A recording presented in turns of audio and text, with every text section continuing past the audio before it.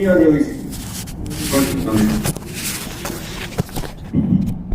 My name is Stephen Thompson. I'm the head of investment policy. Martin will be leading the review and my other colleagues. I don't think I need to introduce the OECD, I hope. But maybe I'll say a few words about the investment. We, unlike most of the OECD, we don't actually work with our own members. We work with non-members. We've been doing these investment policies for 10 years or so. We've done 35 reviews of emerging economies. In this region, we've done 8 countries in ASEAN. We're currently doing second reviews of Indonesia and Myanmar. This is the first review of Thailand. We were discussing with Thailand for a long time, many years in fact. They decided to engage in this review, but I think so far the experience has been very positive. So we're working with the Ministry of Foreign Affairs, but we have a task force, interministerial task force that we meet each time we come here. So yesterday we had a full day presenting the draft. You've all seen the draft. I don't know if you've had a chance to read it. We know it's very long and not an easy read, but when we finish it, we will have an overview section which brings together all the main conclusions, recommendations, and which tries to provide a narrative. At the moment, we just have different policy chapters. We need to make a narrative, but I think we have one that we haven't put down. So we'll go through the chapters today. Some might be more interesting to some of you than to others, but the investment policy reviews take a very broad approach, not just looking at investment policy. Of course, we look at the Foreign Business Act, but we go much beyond that. We're interested in the implications for how to attract investment to promote green growth in Thailand. We always stress the importance of responsible business conduct. So it's a very broad approach to investment, but always with a focus on investment. So now I'll turn over to Martin. Thank you, Stephen. Thanks everyone for coming. Morning, Mr. Ambassador, and morning, everyone.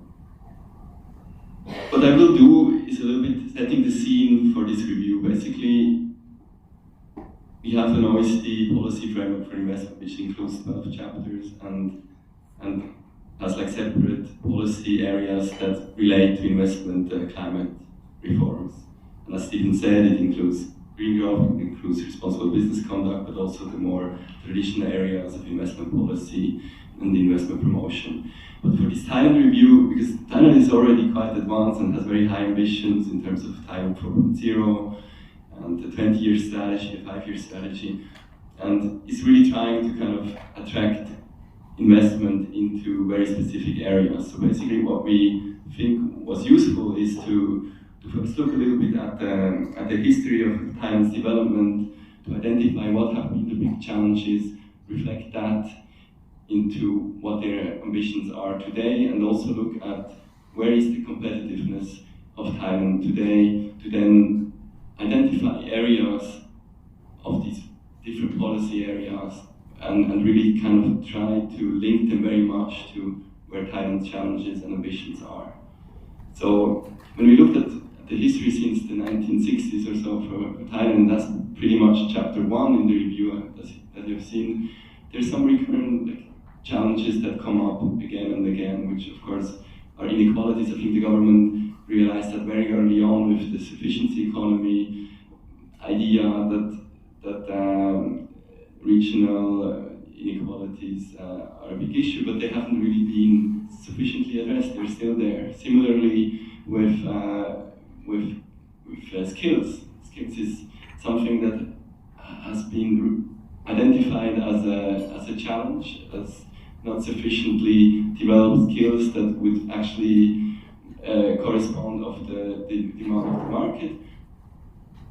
But still, the challenge remains very much there, and to some extent we actually identified that some of the skills gap even increases in certain areas. At the same time, there are a lot of new initiatives now, and let's see how that is going to address these challenges. Of course, like environmental and we'll talk much more about that, but environmental pressures are huge in Thailand, have just been increasing over the last decades, and we really think that that's could be an important bottleneck also for this review. So basically, chapter 1 really provides that overview and identifies these areas for the future.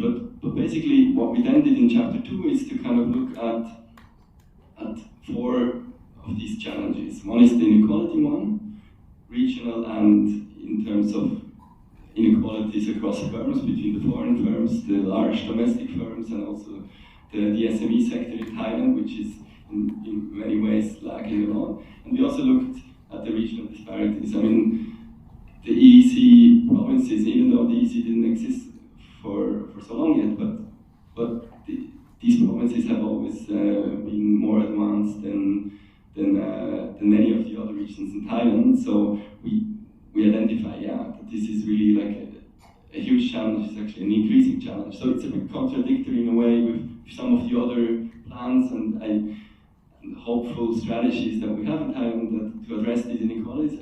Many of the efforts now are going to that particular region to even advance it more, but of course it would address more of the productivity challenge, or the idea of moving into developing an innovation capacity. So we also looked at these areas, and we see that the productivity challenge remains very significant. I mean, of course, you have productivity growth in general, but the productivity growth is relatively low compared to the pre-97 crisis, and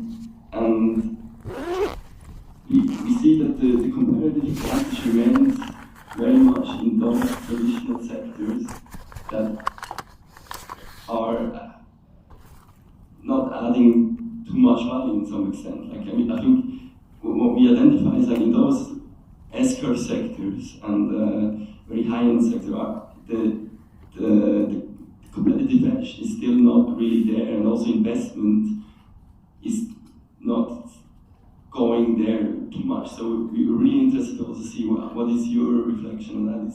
Does that correspond to what's going on right now in the more recent period with the many efforts that Thailand has in that respect?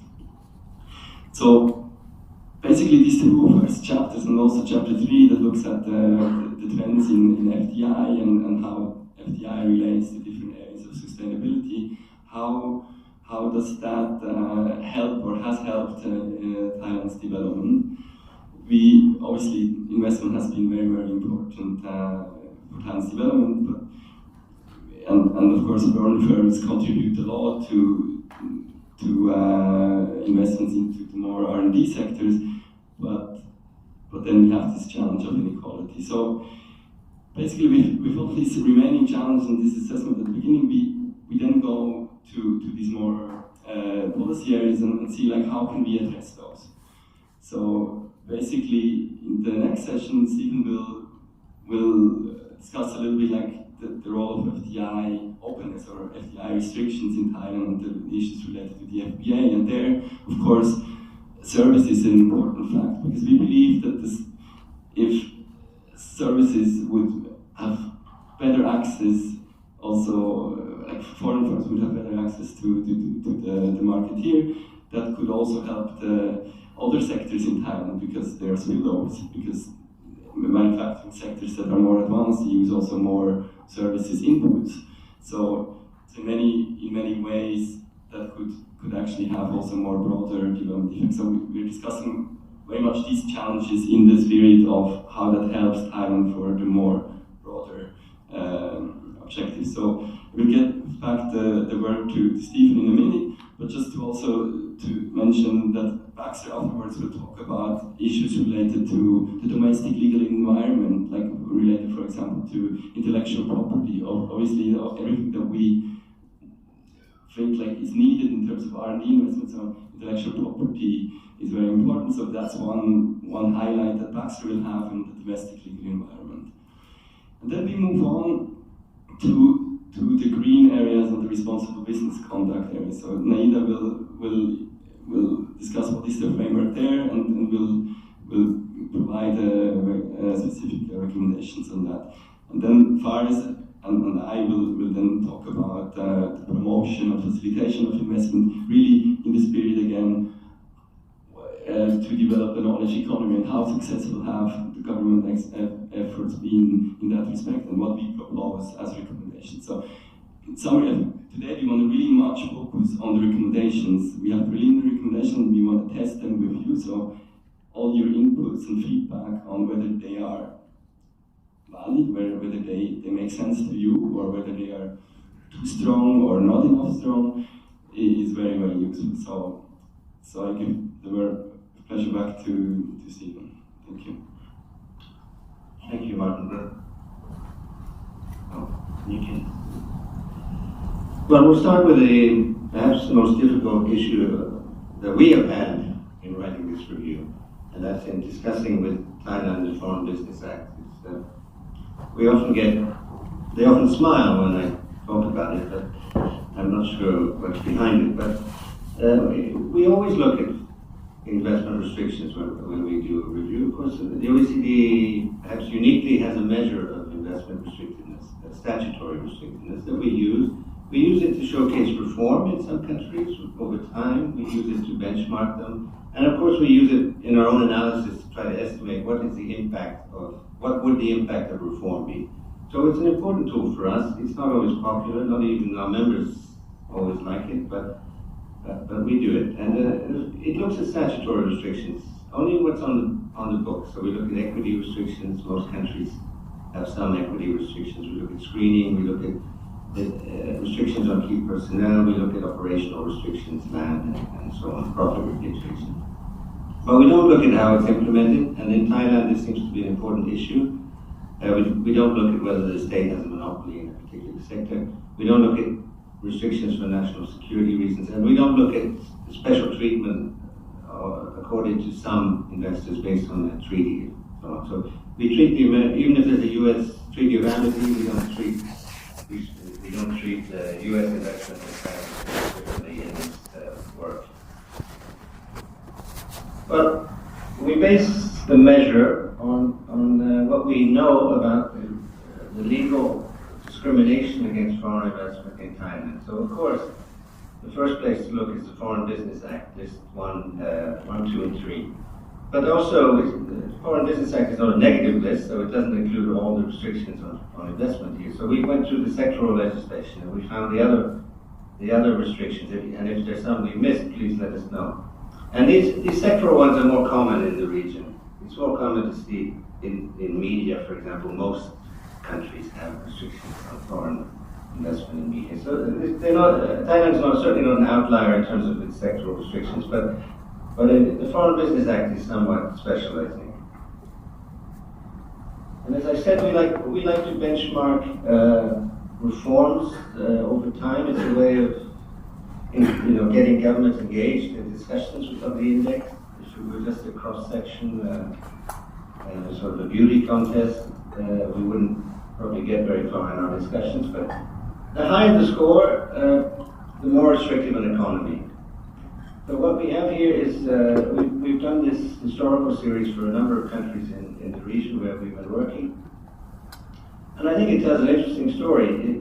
Thailand, in the beginning, in the mid-1980s, when investment in Thailand really took off, with the dollar realignment and so on in the region, with Malaysia and Thailand, there was an export boom. So it was more open than the other economies in the region, and it really benefited from that status.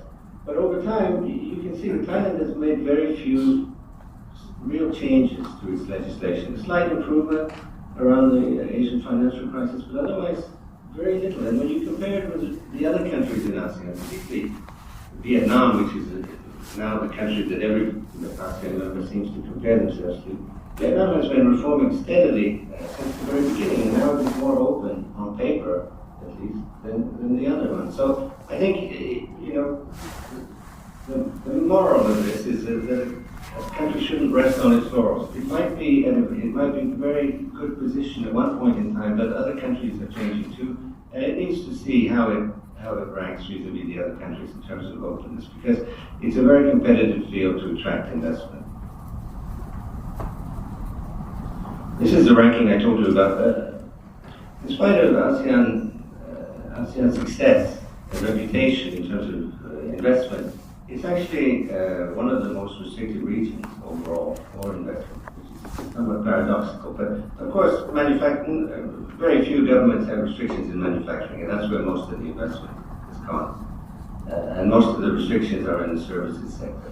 And you can see that Thailand, along with a few other countries in the region, is actually, by our measure, on paper, one of the most restrictive economies to foreign investment. I mean, we'll get to the way companies can get around the FBA in a minute.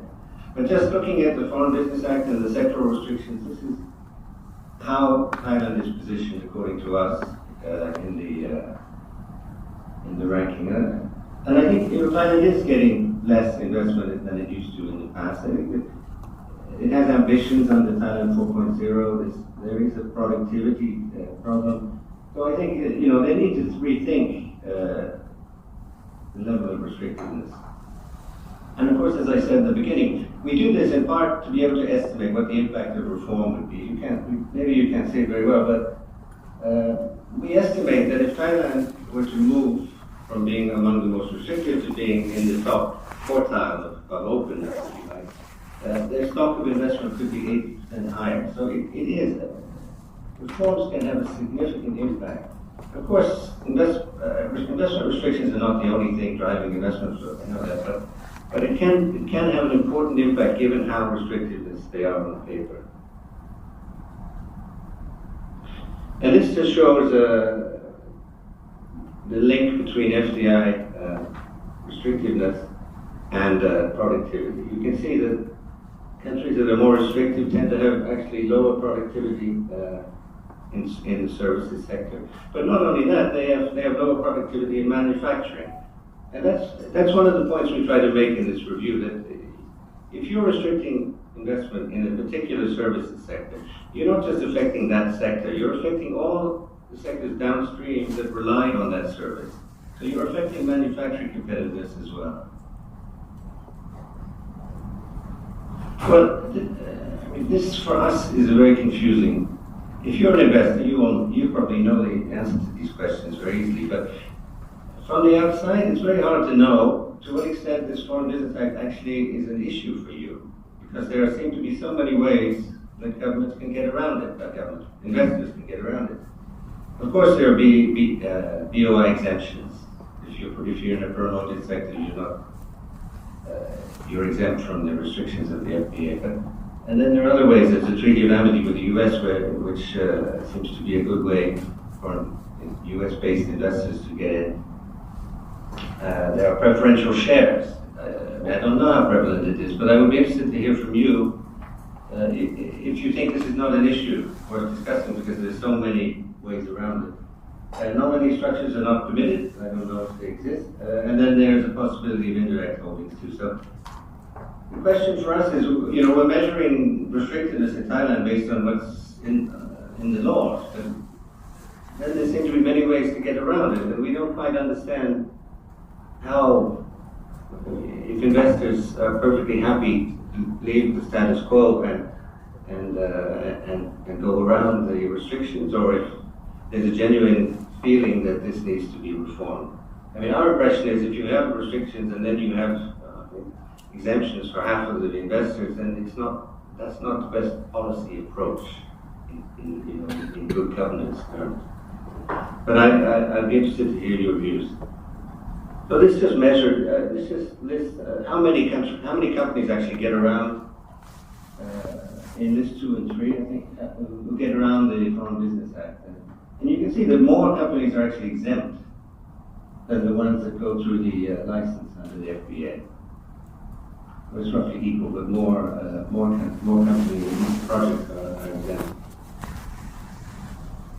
And then I'll go through this very quickly, but we estimate what Thailand's score in our restrictiveness index would be if we did take into account the exemptions under the BOI. And all of the sectors, obviously in the FBA, the score would change dramatically. Thailand would be would no longer be an outlier, really. It would be close to the ASEAN average. The restrictions that it has left are normal within the ASEAN region.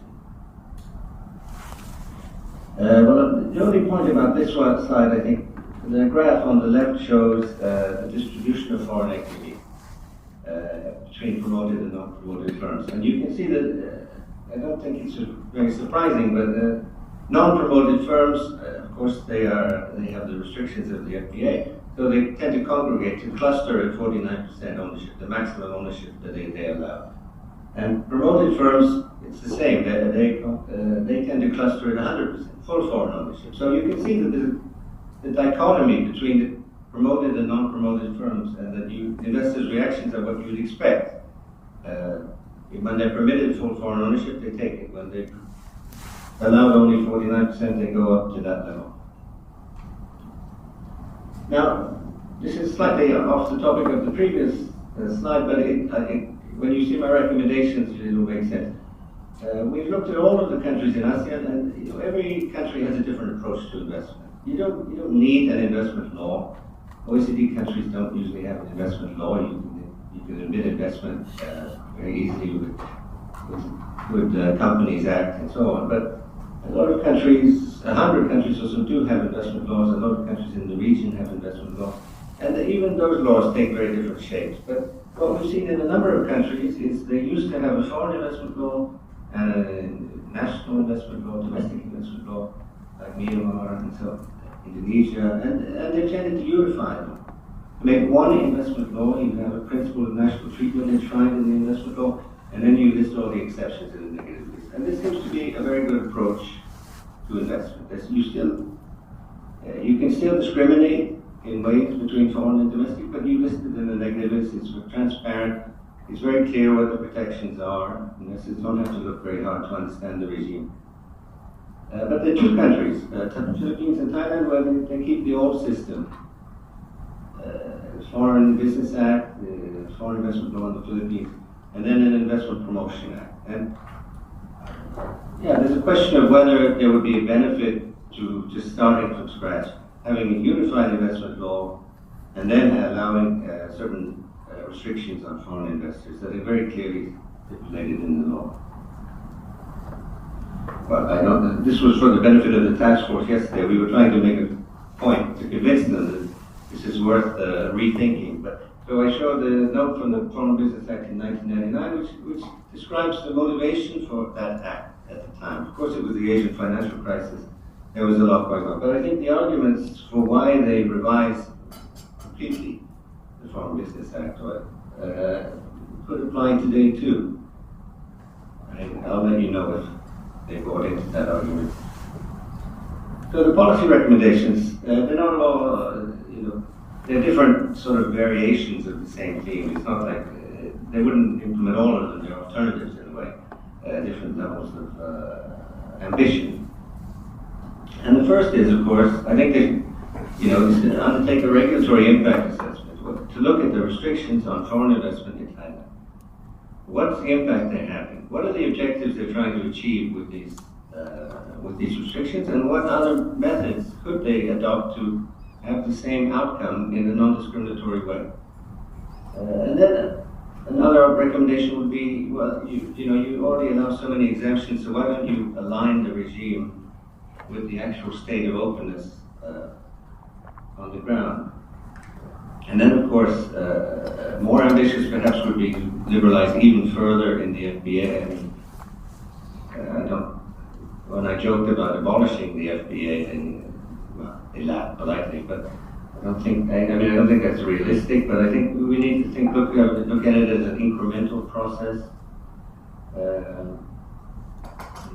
And then the other thing would be, yes, have a complete negative list where it's clear what is actually restricted. I mean, the list 2 and 3 in the Foreign Business Act, it might be removed in the FBA, but you still find it in sectoral legislation. So it's not a very transparent system for investors.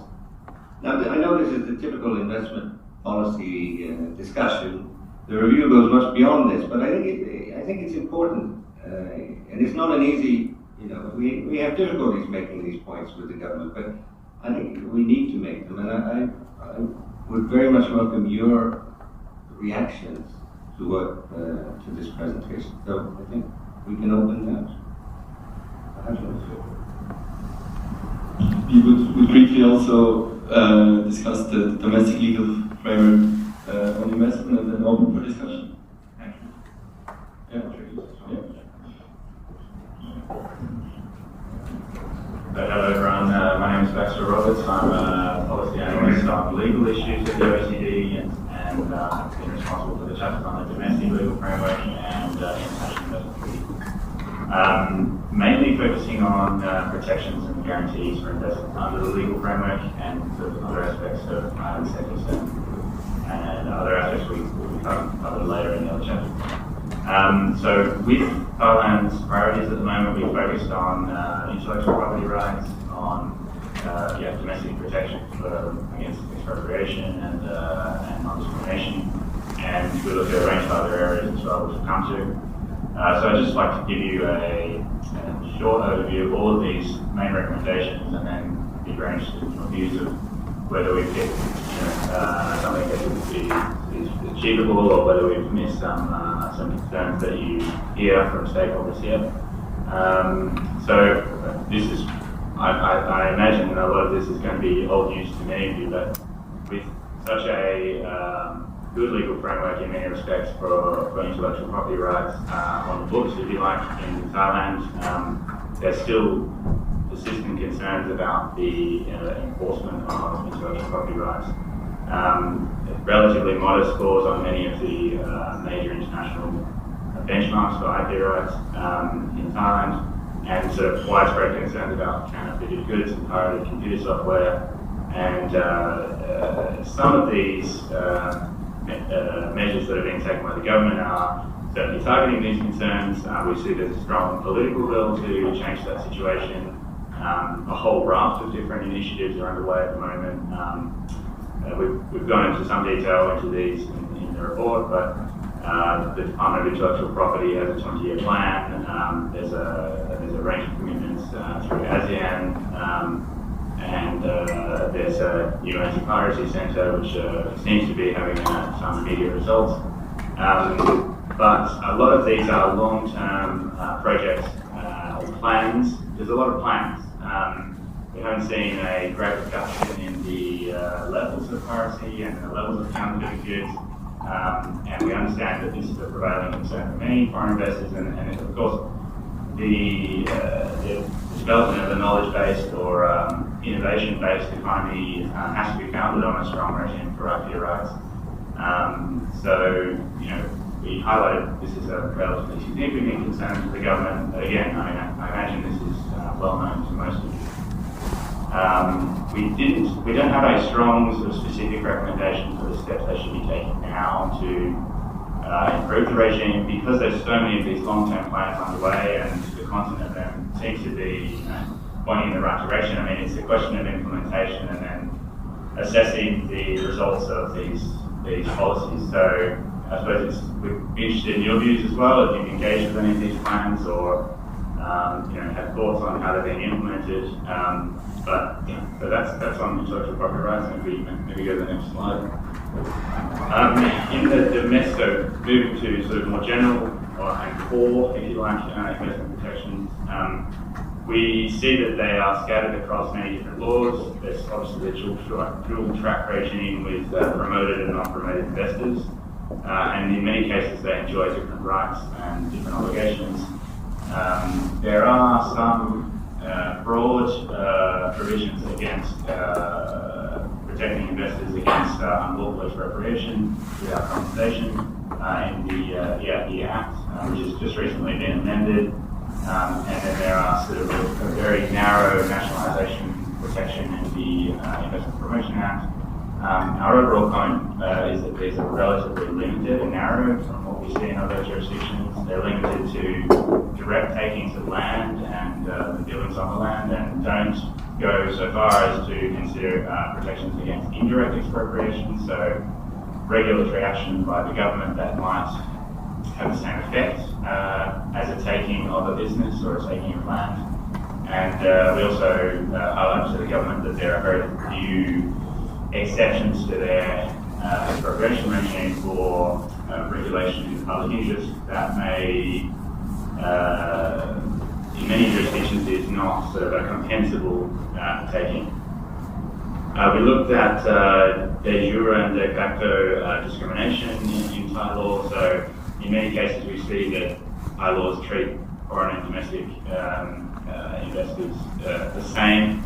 However, there's no verification of the non-discrimination principle for investors. We got some pushback from this from the government, but we highlighted to them that in many foreign investment laws, there's this simple codification of a national treatment principle, which we see in many international treaties and indeed in other jurisdictions. And it's a signaling device as much as any.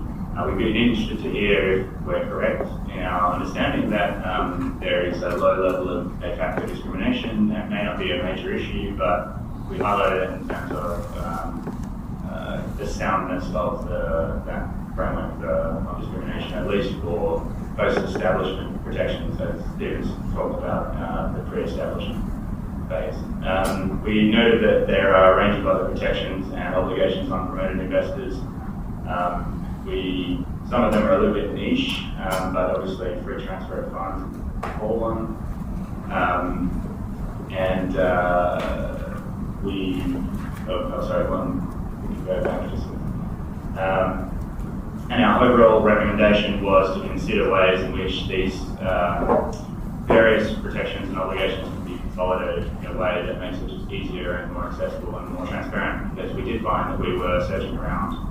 And we found that a lot of the expropriation regimes were found in different sectoral laws, and in many jurisdictions where there is this sort of disparate range of protections, the consolidation into at least a single investment law on post-establishment protection has been a sensible way forward. Again, we're not sure how realistic that is. We understand that the legislative process is what it is. Thailand is in many countries, but we discuss that with the government. So I suppose we go to the final slide. Very briefly, we touched on many other areas, but just to highlight a couple for all of you here today. We talked about land ownership, in terms of tenure and in terms of land administration economics. We noted the relative restrictive regime for land ownership requirements under the land code. We do know that there are a range of other sectoral laws that allow foreigners to own land when it relates to their business activities in certain sectors. And there are some regimes for ownership and it's true that in many Asian countries there are some significant restrictions on foreign ownership of land, but we don't consider that necessarily good enough justification for the remaining restrictions. We also talked about land administration. There's been a strong push for improving the electronic land administration services, but in many cases there are sort of the lack of access to titling and boundaries survey or boundary mapping information, and we think that this is one area that can improve. There's been a huge decentralization in land administration and lots of improvements as well, I must say. But if we're looking for recommendations, that's what we discussed. We also talked about efforts to tackle corruption, to improve public governance and regulate data security, many positive developments in this respect, and our colleagues in other departments of the OECD are working closely with Thailand on these specific areas. I encourage you to look at those publications if you're interested. And then in terms of arbitration, and to look at the court system as well, in terms of arbitration, there's a relatively robust legal framework. It's based on internal law. There are some restrictions on public-private public contracts containing arbitration clauses. We highlighted that. We understand that's gone through some evolution throughout the years. It may be something that is in practice not a big major concern because cabinet approval is it's easily obtained. We'd be interested to know if anyone's got any views on that. And it seems that the arbitration or alternative dispute resolution sector is alive and well in Thailand, and the restrictions on immigration for or the ability of foreign lawyers to work in Thailand on arbitration city here has been lifted somewhat under the Smart Visa program. Again, I guess we'd be interested to know if there are other things we're missing or if you think these are having any impact. And obviously we have Singapore and Hong Kong very strong arbitration hubs in the region. It may not be that Thailand needs to focus too much on becoming a hub for regional arbitration. We also covered in the chapter Thailand's investment treaty commitments. In the interest of time today, we won't go into them. We made a number of recommendations for the ways that existing treaties could be reformed to come in line with domestic, what's quite different domestic protection regimes, and the ways that investors can employ these. We discussed briefly the investment that Thailand's had, and we discussed ways forward in terms of negotiating future trade investment agreements. And I'll be happy to answer any questions, but I won't go into that in detail. So thank you very much. Thanks, Baxter. It's a bit early in the morning to start with investment liberalization and investor protection, I realize, but this is important for us to hear your views. So, I'll open the floor now, but I'd really like to hear, are you happy with the status quo, or do you think it's best not to go into this discussion, or you really think that somebody needs to argue for reforming the system? Thank you, Mr. Chairman. I'm Chirate from Bolivar Company. I'm trying to reconcile the presentation with my experience with the Bank of Thailand and the Stock Exchange of Thailand. When you talk about the investment restrictiveness, I'm trying to understand that in the context of the overall macro picture. Now, over the past several years, we've had excess capacity in Thai industries, and we also had the higher savings and investment. So in that respect, Thailand doesn't really rely much on FDI per se, unless it's for technology transfer or innovation. So I think that linkage is not there. I may be missing it. The second thing is how do you reconcile that with the outward investment? Now, many of our Thai listed companies are still making 20% net profit. And that because almost half of their income come from investment abroad in our neighboring countries, CLMV. So the competitiveness of many sectors are coming from outward investment, not inbound investment. Of course, there could be some sectoral reallocation of all this capital. And the third point that I'm a little bit baffled is that with the financial sector development right now, it may be more of a portfolio investment that's more important than FDI. So I'm not sure whether when you're talking about the FBA or investment restrictiveness, it's that legal structure of the old economic world. But when we're talking of the new economic world, would that kind of investment restrictiveness still be relevant? This is a little bit of a concern because we're looking at this investment review in the context of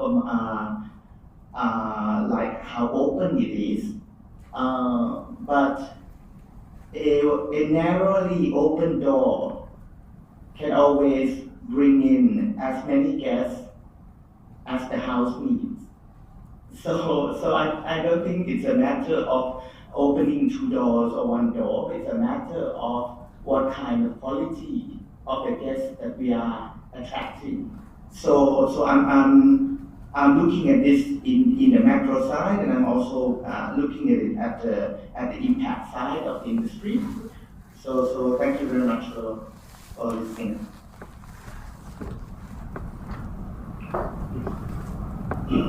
Thank you. Philip Dupree from the EU delegation here in Bangkok. First, thanks for this draft, for this stakeholder consultation.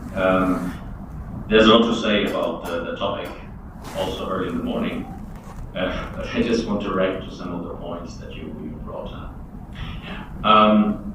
The first one is, you mentioned whether one can be happy with the ways to get around.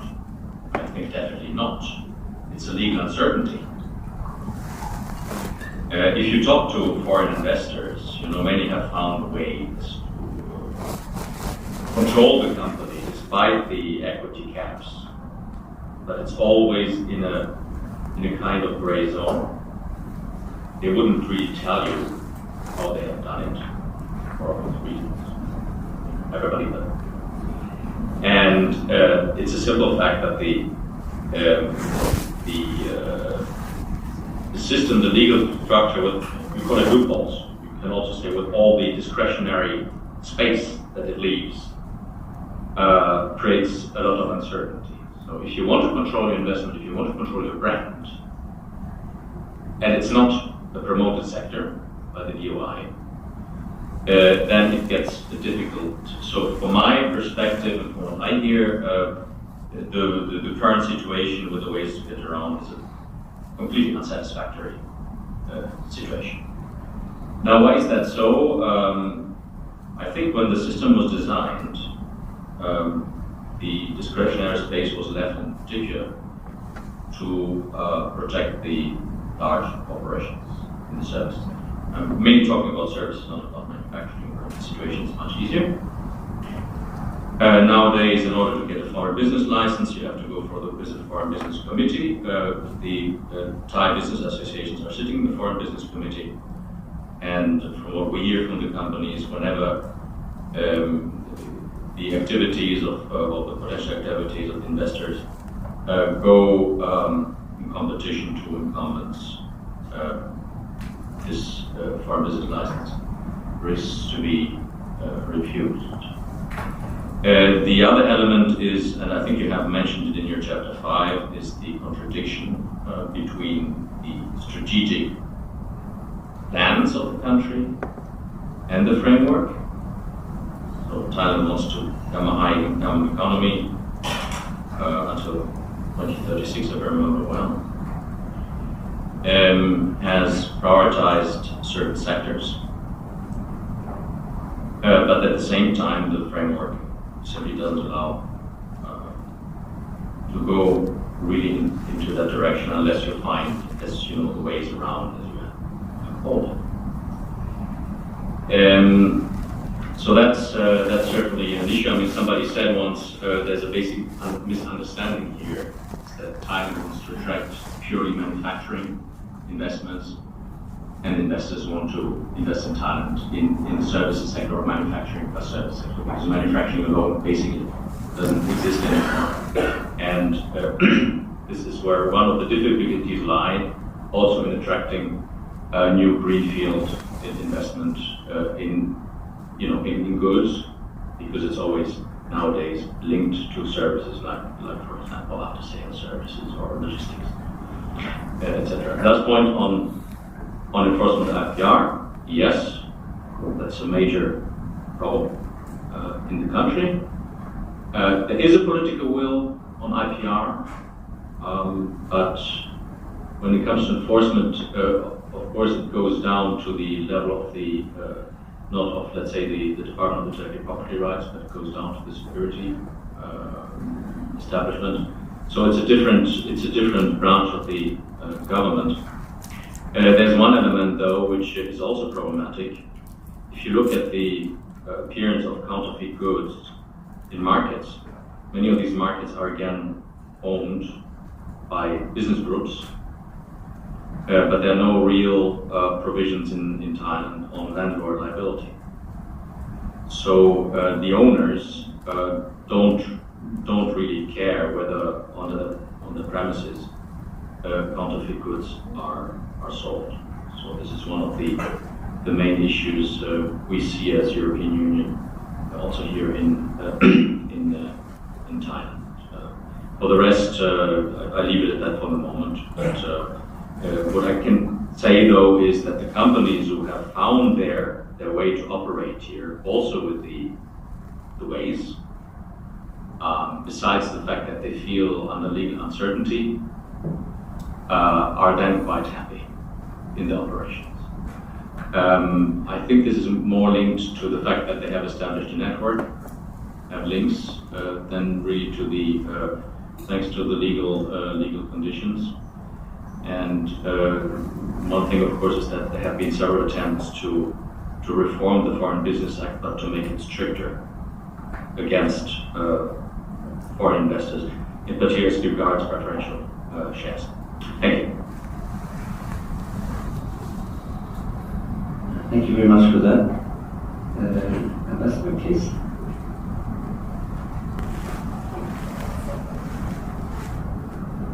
Thank you very much, and I will be leaving shortly, so I just wanted to one short comment before I leave. I think, in fact, it's been very interesting to listen to the good presentations as well as the first couple of remarks. I will not share any substantive comments, but just confirm what has been said here on how we experience Norwegian companies in their approaches here and their concerns about the Foreign Business Act, as well as the restrictiveness, as well as finding ways around. And as long as you do find the ways around, you're quite happy, but there's always this uncertainty that if things change, that might affect you negatively. So there seems to be a problem here, but as long as it works, the companies are happy. So I just like to thank for seeing this also as a forum where one can have inputs from the Norwegian community as well, since we are OECD member, of course, and that many of the points you have put forward are exactly the ones that the Thai Norwegian Chamber of Commerce also is working on in its channels. So thank you very much, Lisa. I should perhaps mention in the beginning that the Norwegian government is supporting a similar review we're currently undertaking in Myanmar.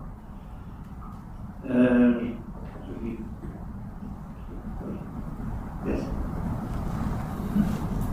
Thank you. My name is Salash from TDI. Thank you for your presentation. I have several comments.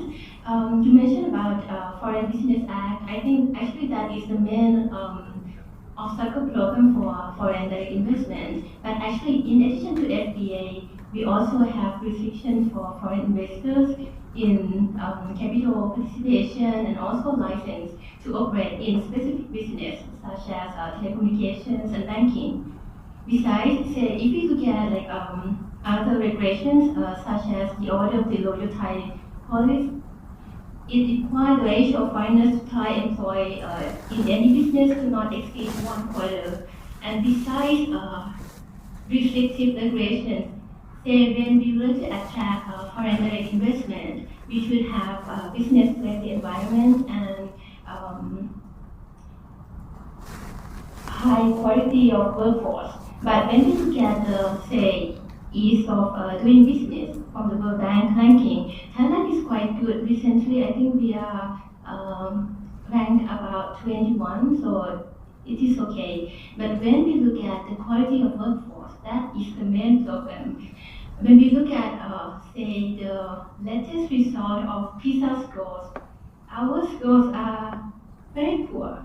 I think that is the main obstacle for attracting foreign direct investment, especially when we talk about Thailand 4.0. We mentioned about high value-added activities, and human capital is the key. So for me, I think this is very difficult to solve. Of course, restrictions are difficult to solve, but when we look at like human capital, the quality of human capital, we need long-term policy. under the unstable political stability, when we talk about the development of human resource, it's very challenging. Yeah, thank you. Thank you. We will come to this issue in a later presentation. I saw there was somebody else now.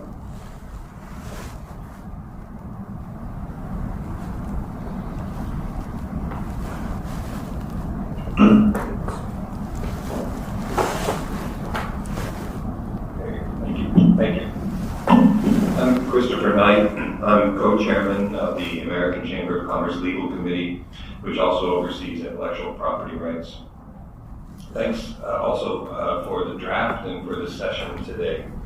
So on the discussion on the intellectual property rights, you asked, there was no strong recommendation at this point anyway given. So I would just highlight a couple areas that frequently we encounter among some of our members. For the area of patents, it's not so much an enforcement issue, it's a patent bill, it's getting the patent in the first place. There's a very long, very big backlog in terms of even granting patents. And for some particular classifications of patents, for example, biochemical patents, or you can call them pharmaceutical patents, the pendency time can be up to 13 years to get a patent if it's even granted. So enforcement isn't an issue when you don't even have the patent.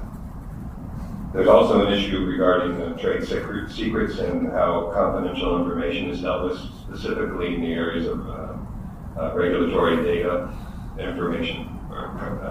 So that's our regulatory data protection. And so I think that's also an area that could be looked at. And there's, I think that you're absolutely right, there's a lot of plans. A lot of those plans include joining different international treaties on IP that we've yet to see that materialize. So those would be three areas, three specific areas for improvement. And coincidentally, the Global Innovation Policy Center, GIPC, which is a center that's under the U.S. Chamber of Commerce in Washington, it just released its, I think it's its seventh or eighth annual ranking of intellectual property or innovation policy. It ranks, this year it ranked 53 countries in terms of where their innovation policy is, which is specifically in terms of intellectual property policy. Thailand ranked 9th worst of the 53 countries. The few countries that were worse than them were Venezuela, Algeria, Pakistan, Egypt. Not a great, I think, company to be in. So even though it does have fantastic plans, we want to support them. The areas where improvement are those. It did rank in this particular report, which is again just came out yesterday. Thailand did have higher ranking in terms of copyright, but what brought them down to those levels were those three areas I just mentioned. So that's one. I think later on we'll talk about some of the push-pull incentives for R&D, which kind of also relate to IP. And one other area in terms of national treatment, which also I think touches on intellectual property. I didn't see it in the report. It's the Thai innovation list. I don't know if you came across that when you were drafting the report. I think it's something you should look into. The Thai innovation list was developed around 2015 and fully implemented 2016. It covers right now it covers up to, I think, 14 different sectors. One of those sectors is medical, biopharmaceuticals, medical device. Basically what the Thai innovation list does is create a privilege for domestic companies to get on the list. Once they get on the list, once their products get on the list, and that privilege is in government procurement, and specifically for pharmaceuticals and for medical devices, there's a carve out if your product is on the list to receive a 30% earmark from a hospital or from a government agency that has to procure that particular product. And only domestic companies are allowed to or qualified to be on the list. So I would look at that list and look at the national treatment issues, but I would also look at it from an innovation policy, because at least for the pharmaceuticals, there's over 180 products, pharmaceutical products, that have qualified to be on that list, on the innovation list. None of them are currently on patent pharmaceuticals. They're all generics. And the only reason that they have qualified to be on the list is because, one, they are able to be manufactured at a lower cost, and they've done a bioequivalence study, which has really nothing to do with innovation. So there's a national treatment issue there, and there's also an innovation policy issue there. Thank you.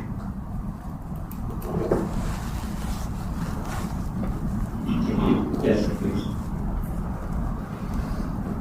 I have an observation that here we consider already investment policy, but I think we cannot single out such silo investment issue. Investment and trade are hand in hand, has both together. And we should have trade liberalization and investment liberalization in a consistent way. For example, if we like to have this investment in the supply chain in several sectors, we have to liberalize the trade to allow free flow rather than just promoting and giving incentive while protecting here and there everywhere. So I think this consideration should be taken into account. Secondly, I haven't heard about the analysis on the instruments adopted to promote investment. I myself think that there's a lot of inconsistency between the policy of investment promotion and the instrument adopted. We want to promote green growth, but we allow double tax deduction on power, on transportation. So I think to go in more details on this would be very useful. And to, I myself talking a lot about this, but still people listen, but they don't hear.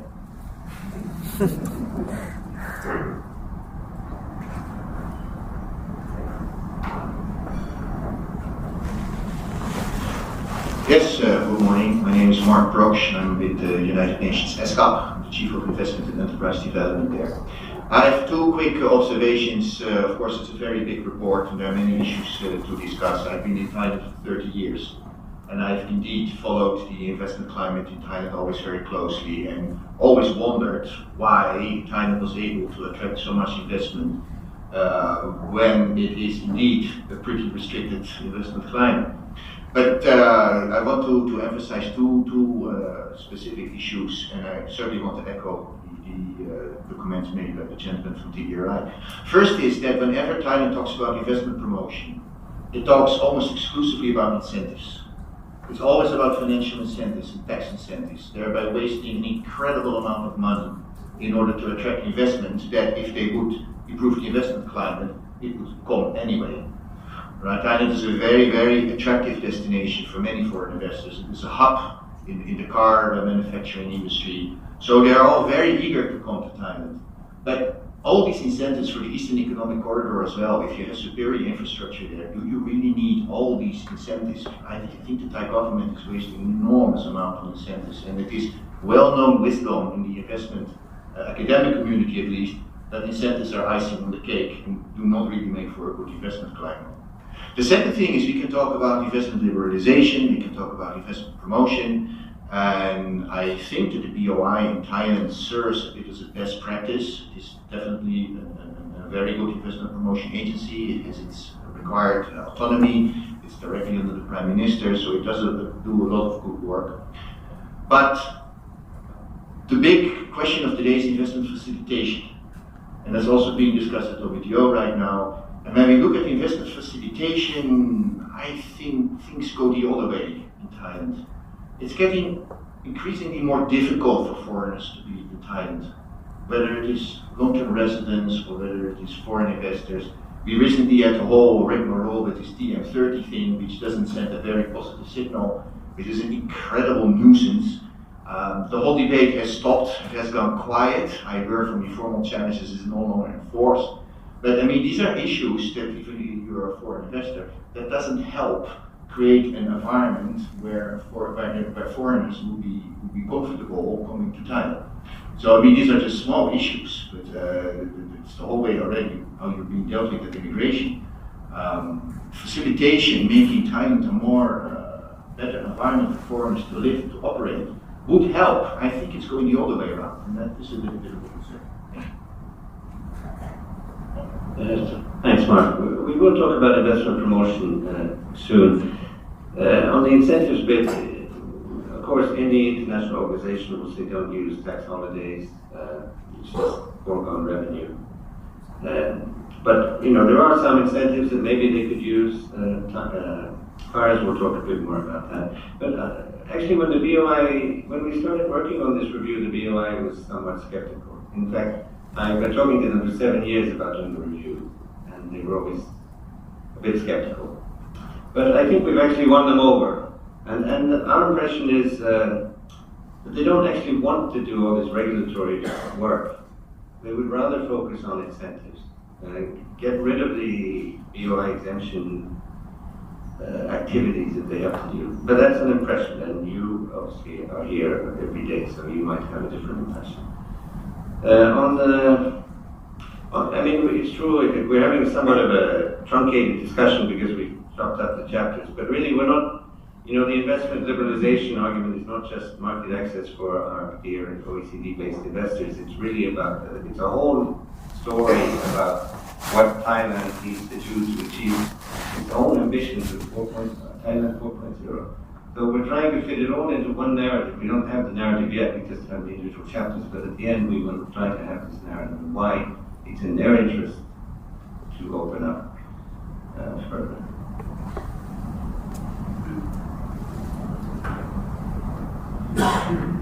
Thanks a lot for all the nice comments and interventions. I see there might be another one. Otherwise, we would suggest to move on to the presentation on green growth and the role of investment, and also responsible business conduct, and then we would break again for another round of discussions on that, but also beyond. One other point I would like to make is we have coffee and tea and cookies and fruits outside, but we won't have time to have a real break, so please feel free to step out anytime to get something to eat and drink. But I will give back the word to, are you also from the American Chamber? Yes, I'm leading the Business Economics Committee of the American Chamber, and I would like to make a remark about public procurement in Thailand. We're talking about foreign direct investment, and there's a lot of opportunities and investment in Thailand in terms of capital projects and infrastructure.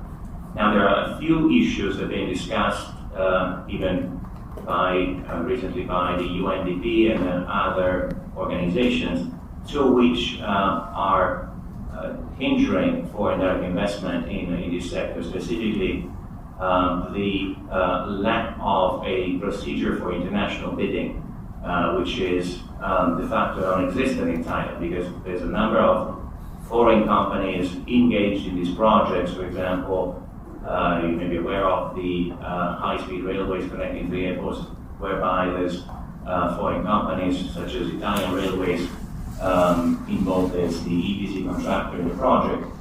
But there is no real opportunity for foreign companies to do international bidding. Companies need to incorporate a local subsidiary, and that would de facto become domestic bidding. I think this cuts off a lot of opportunities, and clearly, if Thailand were open to international bidding, the same conditions would be applied to Thai companies, which are now looking at outside of Thailand for investment. The second issue that I think that is discouraging foreign investors is the lack of international arbitration in contracts. Many contracting authorities in Thailand would advocate for Thai law governing contracts, which clearly has worked so far, but again, if Thailand is to open up the market to international investors which are not familiar with Thai law and want to make sure that the contractual provisions within the EPC contract, the O&M contract, can be made enforceable. So international arbitration would be the logical choice. So these would be my advice, two of the main factors that hinder FDI, because infrastructure is the first layer of investment into any country.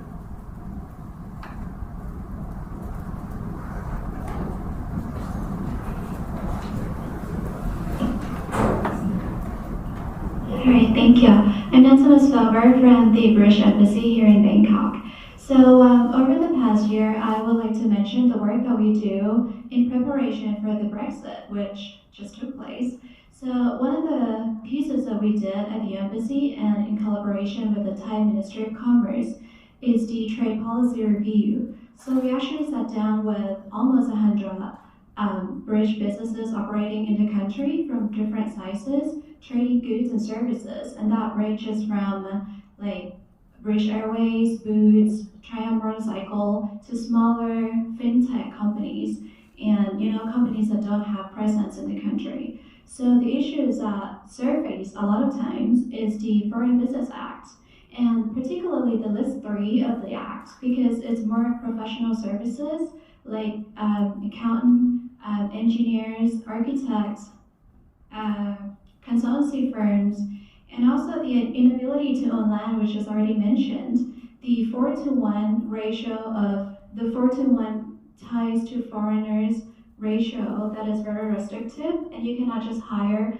any Thai people to work as security guards because you need to hire them with certain salaries. The innovation list, which has nothing to do with innovation, as some of you say, and comes with that is the national list of essential medicine, which feature Thai medicines on the list, and that get bought by hospitals, Thai hospitals, and the government pharmaceutical organization. So for foreign drug companies or pharmaceutical companies that don't get their products featured in the list, they have almost no chance of competition with local Thai companies. The ease of doing business, I'm from the Department for International Trade. We work very closely with our prosperity team. And one of the things that our prosperity team noticed from the ease of doing business is the government's particular effort on setting up a committee just to get a higher score on the ease of doing business index. So it kind of misleads in a way. It doesn't reflect the truth. It paints a misleading picture of how the business environment and landscape in Thailand is, just because of this particular committee that was set up for the purpose. The incentives for the EUC and the Thai government is attractive to a certain extent, because the fact of the EUC being located far away, and we have education, we have some other businesses that don't want to be located far from the capital with quite relatively poor transportation system. So it's like a disguise in a way. It doesn't like function that properly. It's not that really attractive, even though there is like tax exemption and import of machinery for free, but it's still problematic for our British businesses. And if you're curious about that, I can give you more information on that trade policy review, but right now it's still in progress. So if you're curious, the next step for this is that the British Embassy carries out the trade policy review, and we only do that in 4 other locations in India, Brazil, Indonesia, and Hong Kong. So Thailand is one of the top countries. The next step is that the Thai Ministry of Commerce is gonna do their own draft, and we're gonna set up a joint committee, and we're gonna make this into a joint trade policy review, which is due to conclude end of this year. So we are in the progress of setting up that joint committee, and this will determine the future trade possibilities of Thailand and the UK, whether it's free trade agreement, whether it's bilateral, or whether it's through 30 ASEAN members. So come talk to me if you would like to have more information, and thank you. Thank you very much. I think Stephen wanted to react, and then we would move on to the next session, but you can always come back to this session as well. Yeah, Richard? Okay, so we will go go ahead directly with the next session on promotion of investment for green growth.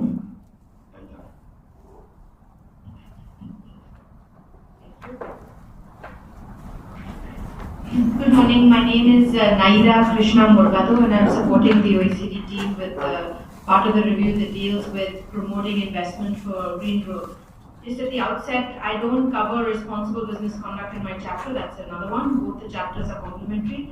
So after I finish on the green growth aspect, Steve will give an update on where we are on the RBC policy framework aspect as well. So we've started adding this chapter to the IPR since the new policy framework for investment was published in 2015. And while it's a kind of standalone, it's usually integrated into the narrative.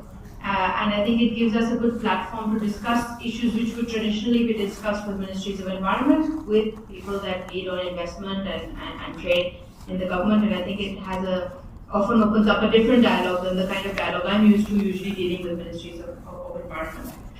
In terms of investment for green growth and I'd like to start by maybe just framing exactly what we mean by it, because often in this kind of conversation, people, different organizations have a different view on it. At the OECD, we define green growth as a relatively broad concept. It's under environmental sustainability, it could cover almost any aspect of it, but the difference I think is that we look at the aspects of environmental sustainability that really drive or can support economic growth, and within that investment. So when we talk about green growth, it also means climate change. Sometimes it's used interchangeably, but actually green growth is more than climate action. Green growth is also equally about addressing pollution, improving biodiversity conservation, natural resource management, sustainable consumption and production. So any of those aspects could be considered under a green growth, green economy model. When we talk about investment for green growth, we mean investment in, it could be infrastructure or environmentally sound technologies, and especially investment that's related to low emissions, climate resilient development. So climate investment is a subset of green investment. Some examples of where you could invest if you were going to invest, if you wanted to pursue green investment, and it's not a comprehensive list, just some examples. It could be renewable energy, energy efficiency, water supply and sanitation, sustainable transport systems. Often there's an interesting discussion to be had on roads, green buildings and housing, conservation of natural resources, as I mentioned, and in Thailand, very important as well, waste management. So these are examples of areas that you could invest in if you were investing in green growth. So what do we mean by a sound policy framework for green investment? In addition to the OECD policy framework for investment, we've done a number of different reports in the last few years looking again at this junction between green investment and green growth. And I think it's not an exact checklist, but these are the areas we try to look at in the reviews that we've done in this region. So number one, if you want to promote green investment, you need to have a strong governmental commitment at both the national and international level to support green growth, climate change, environmental protection, and particularly to mobilize private investment for those areas. So a governmental commitment, and usually one that's consistent across policy areas, is what we would propose and recommend. Clear, coherent core climate and environmental policy. So this is usually the policies that are under the purview of the Ministry of Natural Resources and Environment. It's important that you have good, strong core climate policy, environmental policy, and then that the targets and ambition of the core climate and environmental policy are also seen in some of the sector plans where they're trying to promote public or private investment. We also like to see sound policies, including on environmental protection, to encourage more environmentally responsible corporate behavior. So on responsible business conduct, as I mentioned, it's in another chapter, but what we look at in this chapter is what is the framework for environmental and social safeguards in a country, because that helps to ensure that any investment flow coming in, whether it's promoting a green growth or not, is at the minimum environmentally responsible or ideally net zero impact, or at least minimizes impact. We also like to look at institutional capacity, though in Thailand we haven't done that to a large extent in this chapter. And finally, we look at financial mechanisms for green investment. A lot of the discussion around green growth right now in the last, I'd say, 5 to 7 years has really shifted on how do we finance green growth, how do we finance climate action. So we look at different aspects of the national financial system and potentially the role of public finance in kind of driving private investment. So that's what we look at. So what have we seen in Thailand so far? And just to flag that this is based on our own research and what OECD has done in Thailand before. But really, this mission is where we're having discussions with many different stakeholders to understand, is this the right narrative or not? Have we missed the boat? Is there any facts or areas that we're kind of getting our tone wrong? And certainly our recommendations, we have a relatively small set, only 4 in the chapter at this point, but there are areas we could expand on. So if you see something missing, please let us know or correct us, because certainly that's why we are here. So in terms of the overall narrative, Thailand, as we know, continues to face challenges on green growth. We've seen good growth and okay growth, but certainly good human development progress in the last 20 years, let's say. But this has come like everywhere else in the world with its own challenges. And this is not a comprehensive list of green growth challenges in the country, just a couple of them that we think are important and pertinent today, and that stand in the way of this grand vision of Thailand 4.0. So one is, of course, issues around pollution and the increasing severity and frequency of air pollution in urban centers, but basically in Bangkok and other cities, and of course the haze in rural areas. It's interesting to see how much this has become a political concern, more of a political concern than even 5-7 years ago when I actually lived in Bangkok. We really didn't talk about it at all, and now it seems to be everywhere, and schools closed, etc. So this seems to be a challenge that is unfortunately increasing, because it wasn't a problem that they had 10 years ago, I would say, but it's certainly a problem that's coming back now. The second major issue is our waste management. So certainly, some of the numbers we looked at, Thailand produces more or slightly more waste per capita than in other comparators like say Korea or Mexico.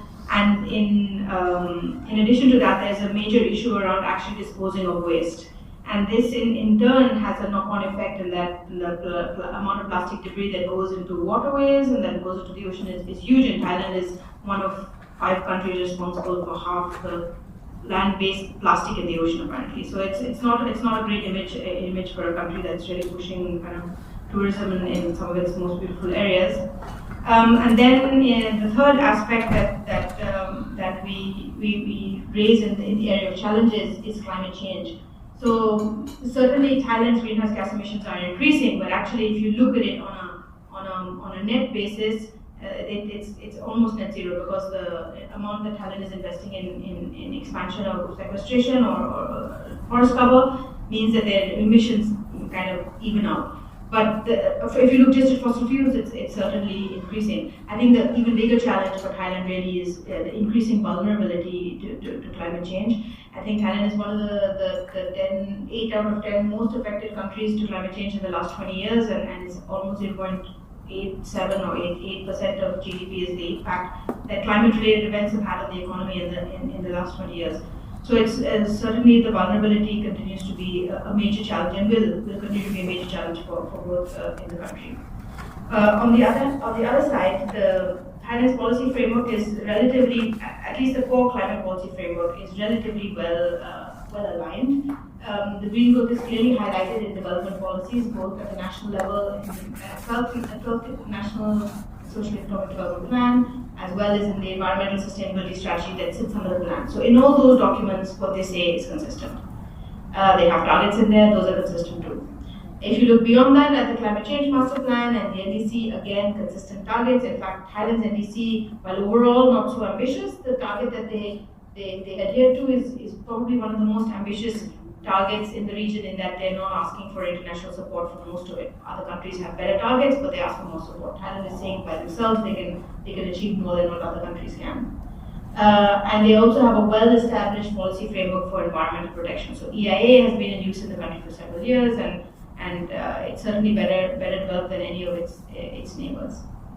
However, there's always a however, As in fact colleagues from TDRI pointed out earlier, the real issue is, despite on paper the central policy framework being well established, implementation I think probably continues to be a challenge, and it's really reflected in some what we refer to as misalignments in our chapter, but in different policy areas. So, for example, fuel economy standards.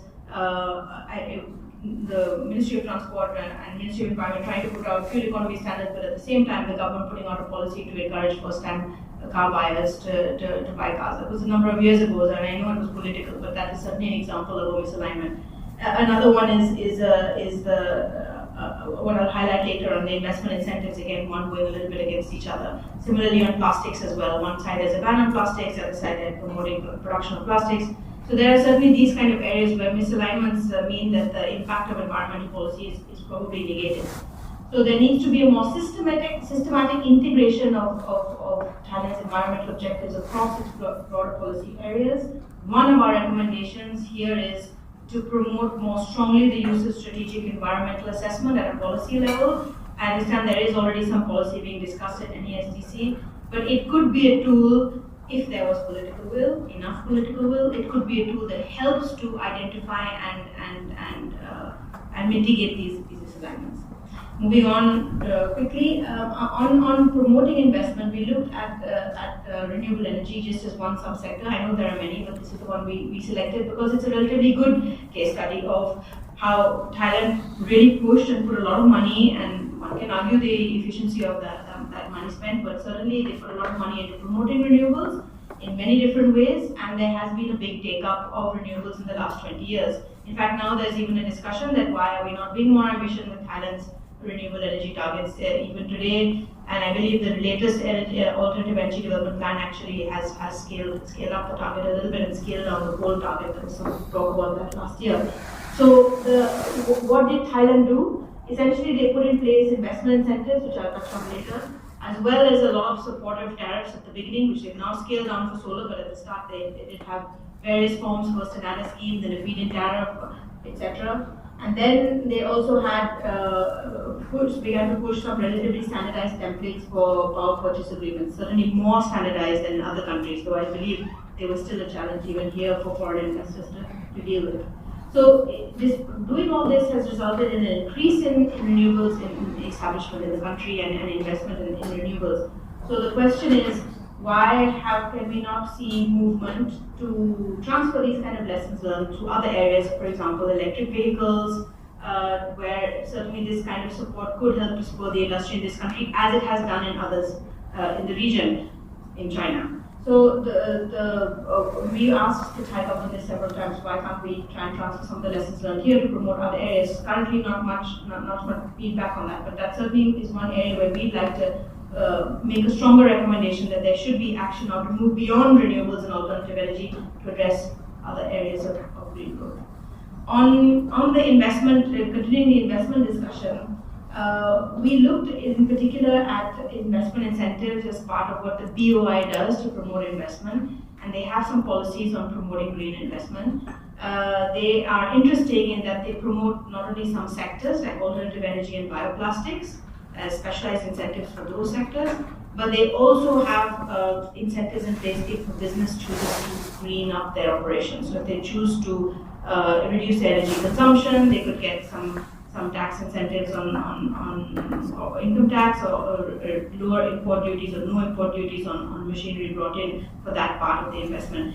So that's certainly interesting to see a country trying to promote both the green and the greening, so that's good to see. On the other hand, when we started looking into the information on investment incentives offered for both those sectors, both energy and plastics, incentives offered for green and non-green energy were pretty much the same. So creating a largely a level playing field. So one of our discussions with the government, with BOI also has been, if you're going to promote green investment and at the same time you're going to promote for the same incentives areas of investment that aren't green, you're negating the green impact of the investment. Maybe not the impact of promoting investment, you're doing that, but the environmental impact of your investment is kind of negated. In energy, it's not really a problem because BOI has received applications for mostly renewable energy projects through these investment incentives. But for plastics, on the other hand, you can see in terms of number of applications in this graph, which is the right-hand side, received by BOI in a 3-year period, actually the number of applications for bioplastics is much, much less than what they received for other plastic packaging and plastic products. So in a sense, there is a question around why they would apply exactly the same incentives to both sides. And this again, especially in the face of the fact that the Revenue Department has announced they're going to give a tax incentive for companies to reduce the use of single-use plastics and improve the use of bioplastics. So this to me is not a great signal of Thailand trying to promote bioplastics and reduce plastic overall. Moving on to the financial system, which is my last 2 slides. One of the things we looked at was the national financial system in Thailand. In other countries, we look at the role of aid or at the role of public climate finance, but Thailand doesn't attract much and has quite a lot of its own budget resources to use for these areas. So in Thailand, we looked at a little bit at the national financial system, and there's been a lot of movement from the SEC and also Bank of Thailand on corporate governance. To promote responsible lending. So there's the Corporate Governance Code, the IG Investment Governance Code, there's the responsible lending guidelines from the Thai Bankers Association. They all put in place, they certainly allude to integrating ESG risks and ESG factors into the financial sector, into listed companies. In fact, 20 companies are listed on the Dow Jones Sustainability Index, and I think the Stock Exchange and SEC is also quite proud of that. We've also seen some very initial issuances of green bonds in the country, and I understand from SEC this is only going to increase. Despite this, I think compared to some of the other countries in the region like Indonesia, the ambition on green finance and investment really driving up sustainability of green bonds seems to be a little bit less, and perhaps the development of a roadmap. In fact, the SEC has established a roadmap for sustainable finance. For sustainable finance in January already, or they discussed it in December and they published a draft of it already, they tell us. But it doesn't cover the entire financial system, and I think Bank of Thailand hasn't done this yet. But a roadmap establishing the ambition of where they want to go, including on the tracking and disclosure of ESG risk, and ideally on the integration of ESG risk into the way banks function and they look at portfolio risk. Is one recommendation that we make in the chapter. Another one, which we don't make so clearly, but we will, is the need to encourage and incentivize green and sustainability bond issuances. I think there are already some waivers given by the SEC on issuances, but certainly some more support on the side of verification and review of the bonds could help, because this is an additional cost companies have to bear. And at the end of the day, there's less willingness to do so because of it.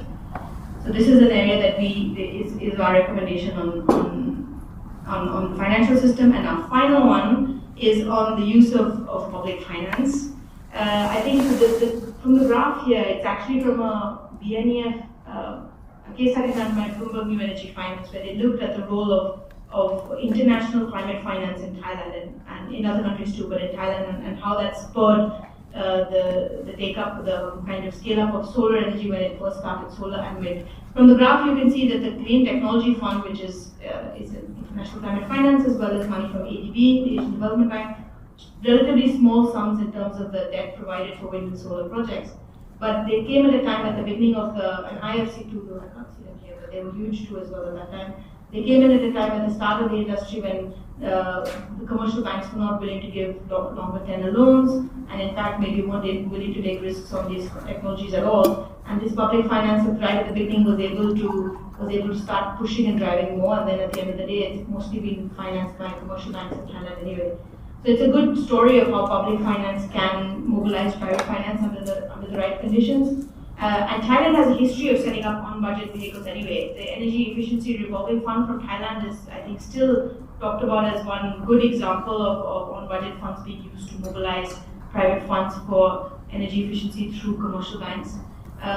So one of our recommendations, and I think the Ministry of Environment is already thinking about this, is to assess the applicability of creating a targeted financing vehicle to mobilize green finance for other areas beyond renewable energy, perhaps in transport or waste or urban development projects.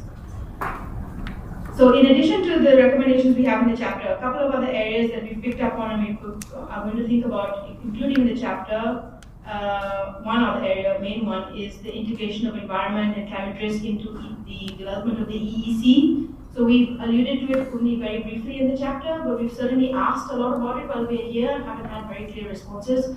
We want to talk about why or how Thailand can integrate the idea of climate risk into EEC projects, because frankly they're along the coastline, highly vulnerable areas, and the investment is not going to be optimized if we don't take into account the rising sea level as well as extreme events. So we want to make a recommendation about how Thailand can do this. So any views or advice on that would be much appreciated. Thank you. Thanks a lot, Naida. We would now very briefly move to some very brief overview on the work on the RBC, Responsible Business Conduct, and then we really very much want to open the floor and get your feedback on these issues. Stephen. Thank you. The colleague who drafted the chapter on RBC could not come here today. There was not a travel ban, but there was a strong suggestion that OECD staff should not be traveling east.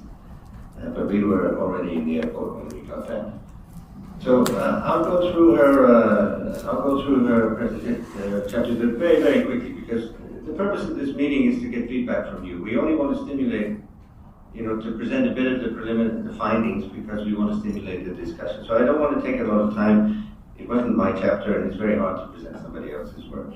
And also the other problem we have is that Thailand has a national action plan for business and human rights. That just came out. The English version is just out. So there's no point us finalizing a chapter on responsible business conduct without even having seen this national action plan. So we really have to start the chapter again. But let me raise some of the issues that come up, because this is obviously we always include it in our reviews, because we think it's important. We're interested in the impact of investment, not just increasing investment. Most countries, the countries we work with, are interested in it increasingly. Investors, of course, have home country obligations on their reporting on due diligence that are becoming more important. The OECD has due diligence guidance to help companies undertake this process. So it's growing in importance, and countries in this region are, the awareness is rising quickly from what we've seen over the past decade. So of course, I won't say much about it, but I just want to stimulate the discussion.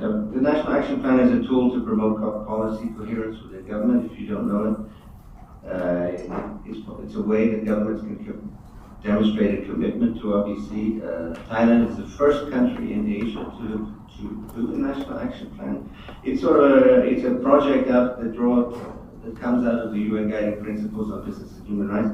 And Thailand, I think, being the first in Asia is quite significant. Now, in our own consultations with stakeholders, maybe some of you participated, our impression was that more business participation is required in these sort of discussions in the government on RBC. There's a need to raise awareness. Actually, we have an EU-sponsored project in Thailand and other countries in the region to raise awareness about RBC.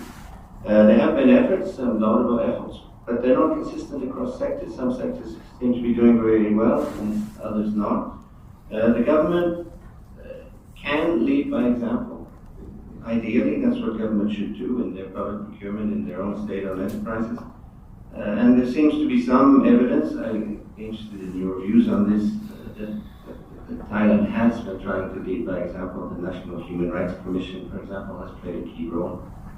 There's been promotion of responsible business conduct in the financial sector, which is encouraging, because of course the financial sector has a key role in driving global sustainability.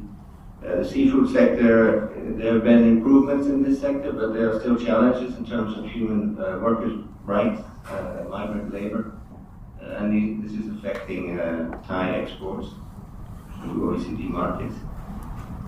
The government could do more to use public procurement strategically to promote RBC, but of course there are issues beyond RBC in public procurement. Thailand is, of course, vulnerable to climate change, one of the most vulnerable, and the chapter asks what role could companies play in helping to address the mitigation issues. On outward investment, Thailand is now in that outward investment. There was a lot of investment by Thai companies in CLMV countries. We worked with all 4 CLMV countries. There are issues for investors, particularly in a place like Myanmar. OECD-based investors have to undertake a lot of due diligence, and this is an area where perhaps Thailand could also implement responsible business conduct as it goes into these countries, neighboring countries, particularly Myanmar. And finally, we discusses how Thailand could implement RBC in its trade and investment agreements. RBC is showing up more and more in agreements. It's often in the preamble or something. It's not, it's fairly soft at the moment, but the chapter discusses that. So I won't say any more. I hope it's not a long chapter. It will have to be completely revised, but I hope if anybody has read it and has any opinions, I will transmit them back to the author in Paris. We'll open the discussion for both of these presentations.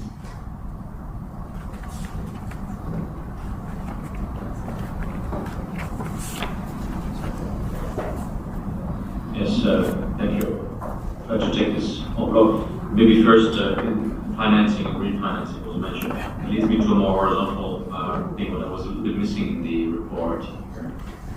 Also as regards now the market access, but it's SMEs. And how, let's say, the framework, be now financing, but be also market access, is encouraging or rather discouraging SMEs. SMEs in most of the policies of OECD members is coming more and more to the forefront. So I think that would be benefit if this could be further addressed. On the legislation, green legislation or responsible business conduct, I think there's a lot of encouraging things happening in Thailand. There's also pressure, of course, now with the plastics, the quality of the air. A lot has happened in the course of the last year, which has put also the public opinion in a more favorable position towards stricter legislation. I think the key thing here is, again, you may have a good framework, but then the implementation needs to follow. And here, it's still very much,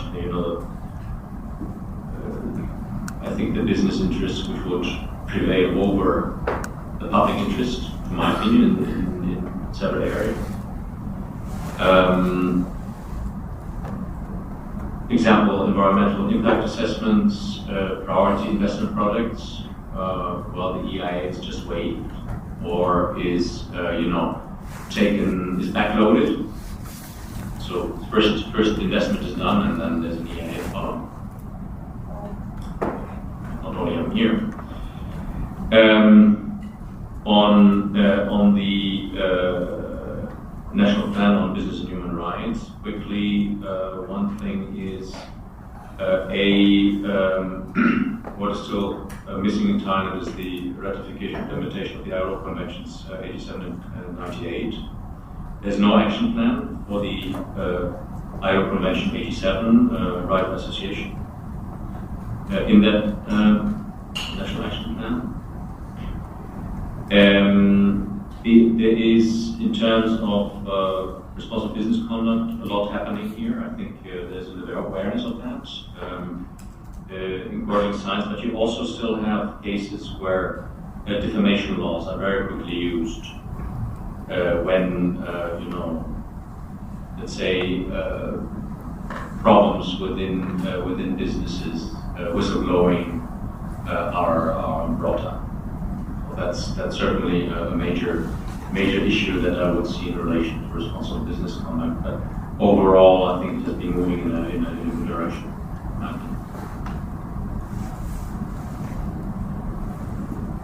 Thanks a lot. Please, I can't see your name, but thank you very much. Sean Lees here from UNDP. Appreciate the comments already made on RBC. particularly the last comment on criminal defamation laws. We're seeing a lot of companies ask us about the risks they're running with regards to the treatment of human rights defenders. The phone calls that we get, which are often surprising for us at UNDP, are coming from large multinationals, often from Scandinavia, asking about updates on migrant labor laws, particularly before they make big greenfield investments into the Eastern Economic Corridor and other opportunities in Thailand with regards to special economic zones. One message to take back is the laws governing special economic zones, the protections that migrant laborers can enjoy in those zones, particularly where these special economic zones are sometimes bordering Myanmar, as was mentioned as a risk. So that'd be appreciated. The other thing is, in terms of RBC due diligence, or what we call more pointedly human rights due diligence, ensuring that Thai companies undertake this seriously is going to be an issue. I do know that the Securities and Exchange Commission has made an announcement that by 2020, human rights due diligence will be mandatory. It will be really, really important for those efforts if they're actually undertaken to be credible, in part because so many eyes are on this kind of work. It's just a waste of money unless it is done credibly. And of course, bringing in third parties to conduct assessments, environmental impact assessments, but also human rights due diligence or human rights impact assessments will be necessary. We'd like to echo some of the concerns from the American Chambers of Commerce and others that the third parties that are also international should be able to bid on those opportunities. And this is all, of course, to ensure a better investment climate for Thailand. Thank you.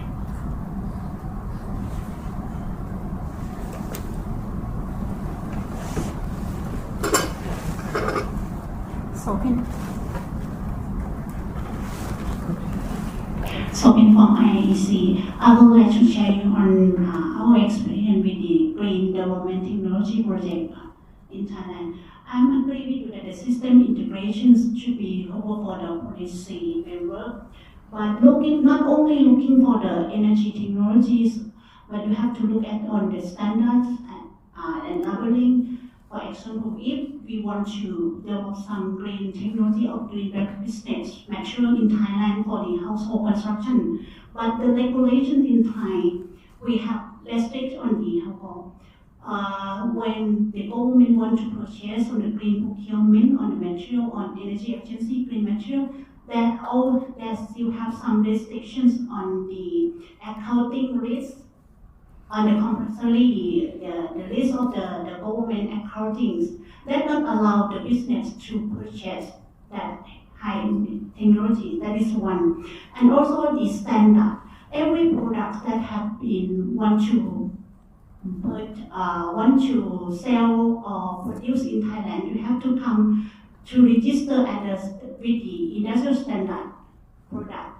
And the green technology that's come abroad, if you do not apply for that standard on the domestic standard, you will not get into the market in Thai. So think of only the investment, and for the BOI, you have to look at the industrial ministry regulations or the financing sector also.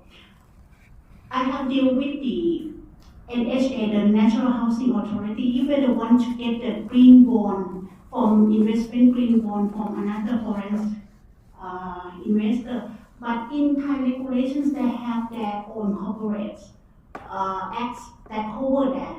That is a limitations or barrier on their own operations. You have to look at on the other umbrella on the barrier, not only the technology and investment. That is our recommendations on the system integrations. And also for the financial regulations, all of the financial sector in Thailand, they have regulated on BOT, Bank of Thailand.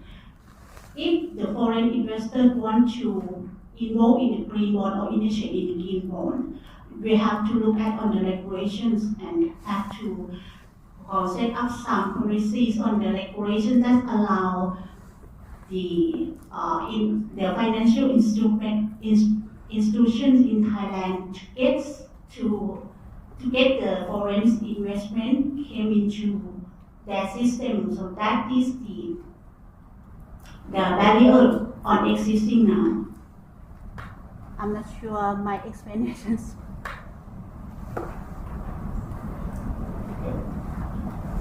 I think it's fine. Thanks a lot. Any other comments? United States, thanks. Hi, sorry, actually we needed a moment to speak at the last break, so if you don't mind me referring back a little bit to the first section as well.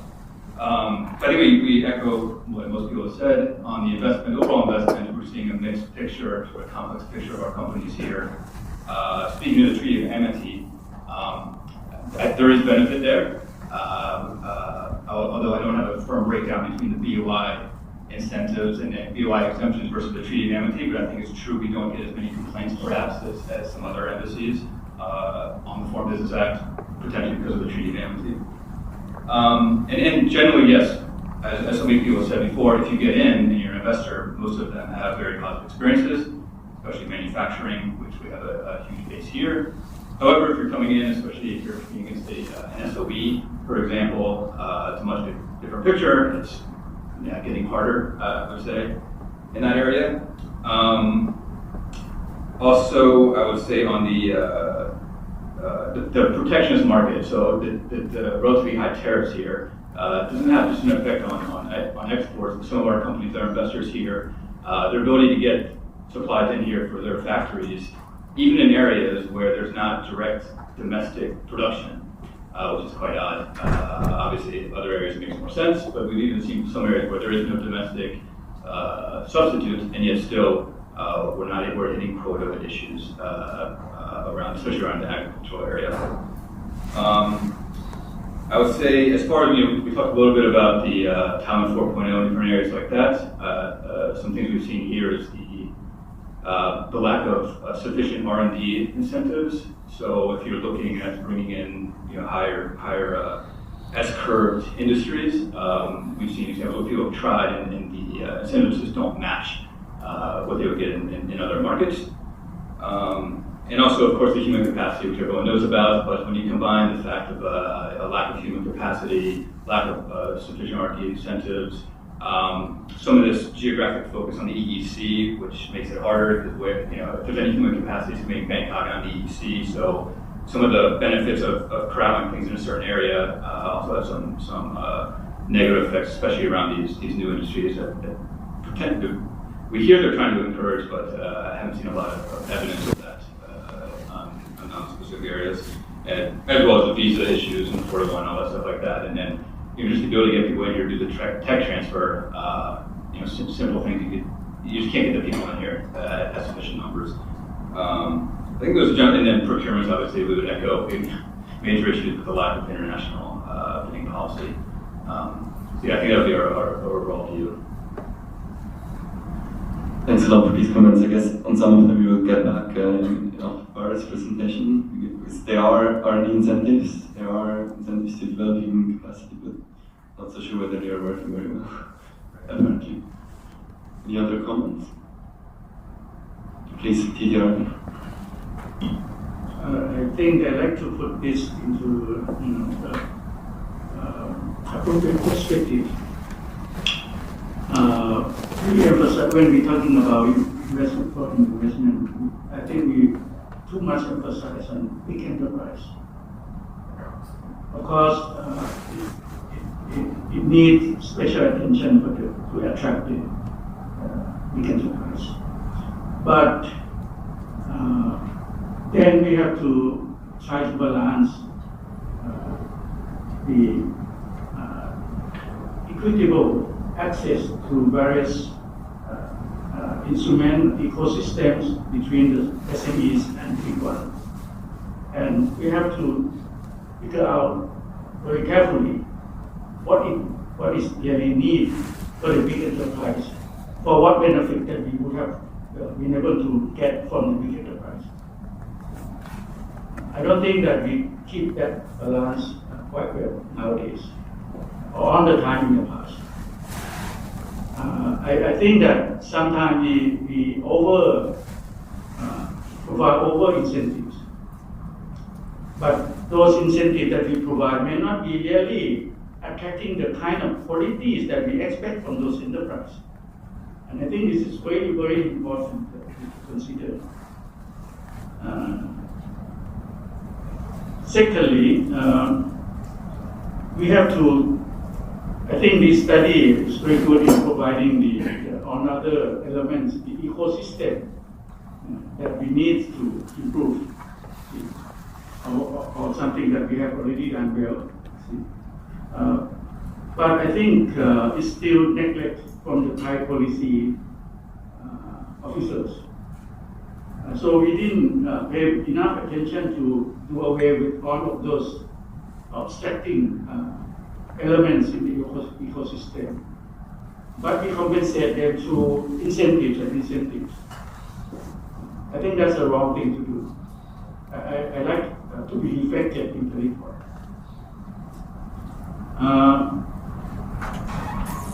Also,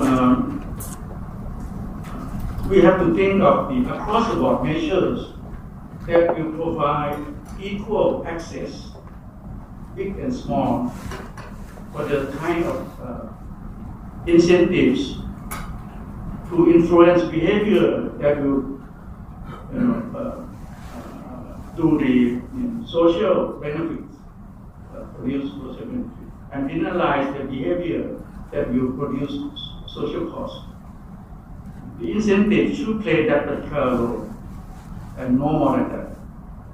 I think we fail to implement this kind of instruments.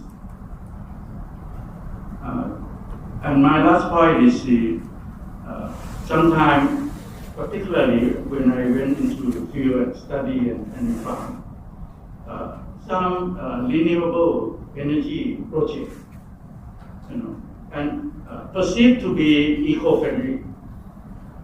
But in the design, there's some kind of negligence.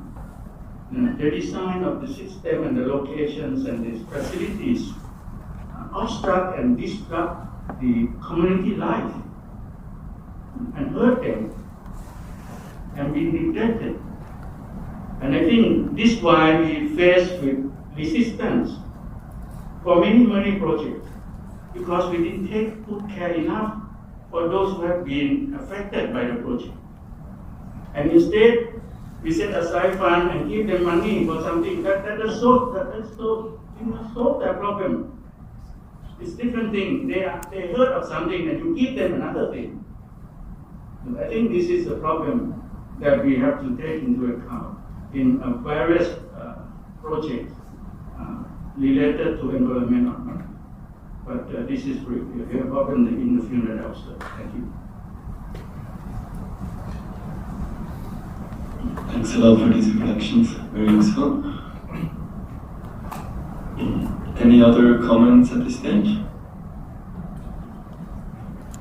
Let me suggest to move on to the next session on precisely promoting and facilitating investment. And there's a lot of discussion, obviously, as Mark said at the beginning, that promotion is mostly about incentives. So ours will really go into that and see to what extent it really helps to develop a knowledge economy, as we would hope for. Thank you. The chapter goes quite in detail on the incentives offered by the BOI